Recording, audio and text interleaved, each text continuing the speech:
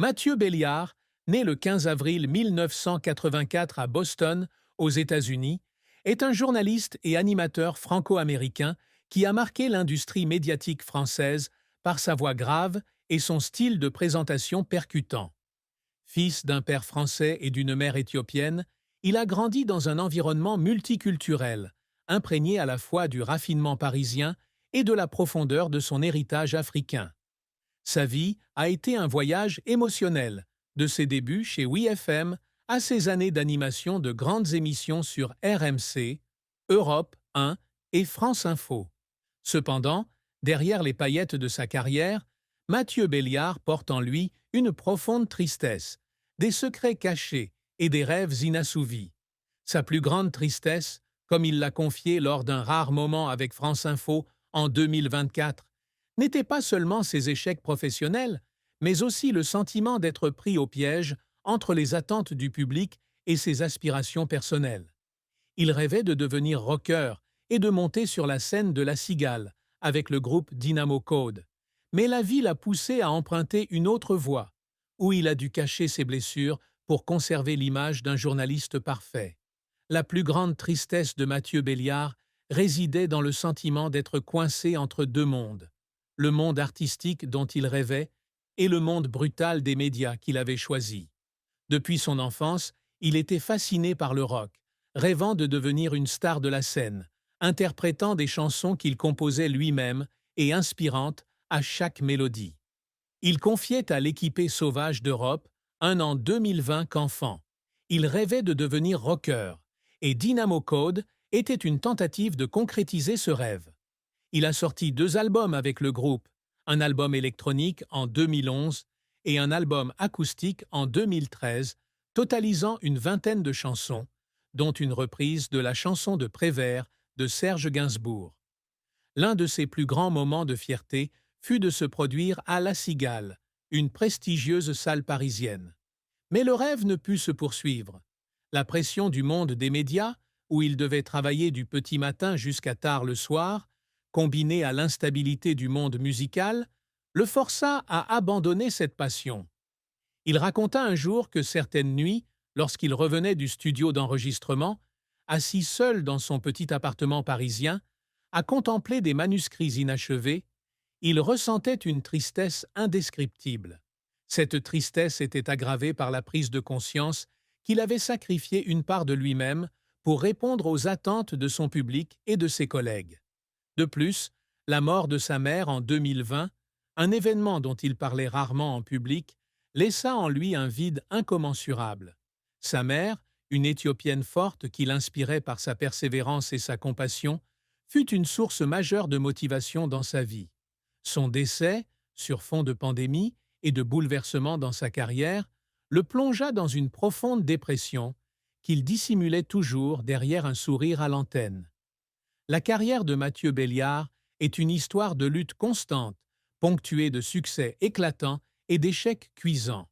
Il a débuté son parcours chez WeFM, une radio parisienne, où il a travaillé de 2001 à 2005 après avoir obtenu son diplôme de l'ISCPA. C'est là qu'il a appris à créer un lien avec son public par la voix, une compétence qui restera sa marque de fabrique tout au long de sa carrière. En 2008, il rejoint RMC, où il devient présentateur de l'émission dès 4h30 du matin, puis des talk-shows avec Jean-Jacques Bourdin.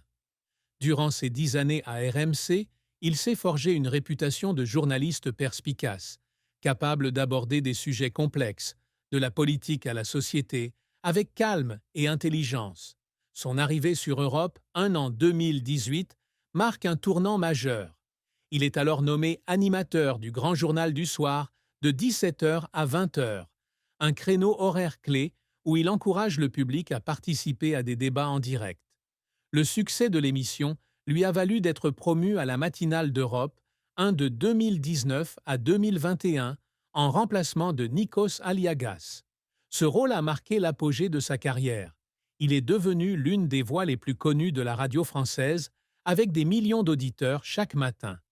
Il a également participé à des émissions de télévision comme C'est à vous sur France 5, où il a animé le 5 sur 5, un journal télévisé bref, mais captivant. En 2024, il est revenu sur RMC, animant les rubriques Racontez-nous et Expliquez-nous de la matinale d'Apolline de Malherbe et la remplaçant également en cas de besoin. Ce retour a été perçu comme une décision stratégique, le ramenant à ses débuts avec un style plus mature et réfléchi. Cependant, sa carrière n'a pas été sans heurts. L'un des plus importants a été son passage à la matinale d'Europe 1. Alors qu'on attendait de lui qu'il relance la station, qui perdait des téléspectateurs, il a été critiqué pour le déséquilibre du contenu de sa programmation. Une étude réalisée en 2020 par Acrimed a révélé que sa matinale privilégiait les représentants du patronat. 29 PDG y étaient invités, contre un seul représentant syndical.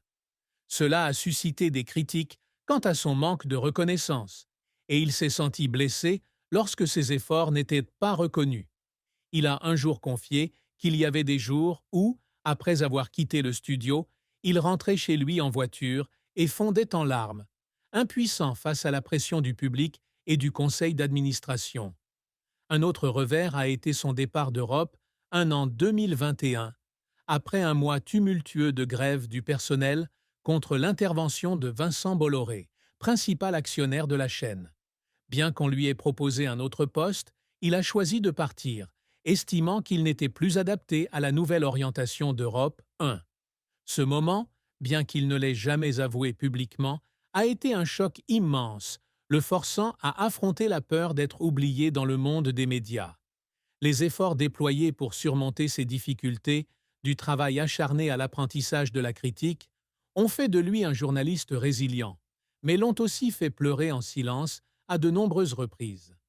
La triste fin de la vie de Mathieu Belliard, dans un scénario fictif, se produit en 2024, lorsqu'il décide de se retirer du monde des médias après une série d'événements personnels et professionnels. De retour sur RMC, il réalise que le secteur des médias a trop changé, avec la concurrence féroce des plateformes numériques et la pression constante des réseaux sociaux. Un matin, après avoir terminé sa chronique Expliquez-nous, il rentre chez lui à Paris et écrit une lettre à ses collègues annonçant qu'il quitte son poste pour se consacrer à lui-même et à sa famille. Bien que peu diffusée, cette lettre a choqué nombre de ses collègues, car il avait toujours été considéré comme quelqu'un qui ne baissait jamais les bras. Il s'installe alors dans un petit village de Provence où il espère retrouver le plaisir de la musique et de la botanique, une passion qu'il partageait sur Europe 1. Cependant, la solitude et le sentiment d'être oublié l'éloignent peu à peu du monde extérieur. Cette fin, sans être une mort, est une grande perte pour les fans de sa voix, qui se réveillaient chaque matin pour l'entendre analyser l'actualité avec intelligence et chaleur. La vie amoureuse et conjugale de Mathieu Belliard sont peu connues, car il a toujours gardé sa vie privée secrète. On ignore s'il était marié ou s'il entretenait une relation durable, mais on peut supposer qu'il a eu son lot d'histoires d'amour, avec leurs hauts et leurs bas. Homme charmant et élégant, il attirait certainement l'attention, mais les pressions du travail et de la célébrité ont peut-être compliqué sa relation durable. Dans un scénario fictif, il était profondément amoureux d'une musicienne alors qu'il jouait avec le groupe Dynamo Code. Cette relation, qui a duré de 2010 à 2013, a été l'une de ses périodes les plus heureuses, lui permettant de vivre pleinement sa passion pour la musique. Cependant, des différences de mode de vie et son emploi du temps chargé au sein de RMC ont conduit à leur séparation. Cette rupture l'a profondément attristé, réalisant qu'il avait sacrifié son amour à sa carrière. Il a un jour confié à un ami que certaines nuits, en écoutant les chansons qu'ils avaient composées ensemble, il ressentait une douleur indescriptible. Bien qu'il n'y ait aucune information sur son mariage, il est concevable qu'il ait envisagé de fonder une famille, mais son dévouement au travail et la peur d'être blessé l'ont maintenu célibataire. Sa tristesse amoureuse ne provenait pas seulement de relations brisées, mais aussi du sentiment de ne pas pouvoir aimer pleinement, le travail occupant toujours la majeure partie de son temps et de son esprit. Le secret que Mathieu Belliard a si longtemps gardé secret est une crise psychologique qu'il a traversé en 2021 après avoir quitté Europe 1. Dans les mois qui ont suivi la grève et son départ de la matinale, il a sombré dans une période de grave dépression, sentant qu'il avait perdu le sens de sa carrière. Il a un jour confié à un ami proche que certains jours, il ne voulait pas sortir du lit, hanté par l'idée d'avoir échoué à relancer Europe 1. Ce secret, qu'il n'a jamais rendu public, était profondément ancré dans sa personnalité, celle d'un homme qui apparaissait toujours fort et sûr de lui en public. Il a secrètement consulté un thérapeute et a suivi des séances hebdomadaires pour apprendre à gérer le sentiment d'échec et la pression. Il a également commencé à tenir un journal intime où il notait ses pensées sur la vie, la musique et ses rêves inassouvis. Ce journal, conservé dans une petite boîte en bois dans son appartement, lui permettait d'exprimer toutes ses émotions, de la joie de jouer avec Dynamo Code à la douleur de la perte de sa mère. Il gardait ce secret non seulement pour protéger son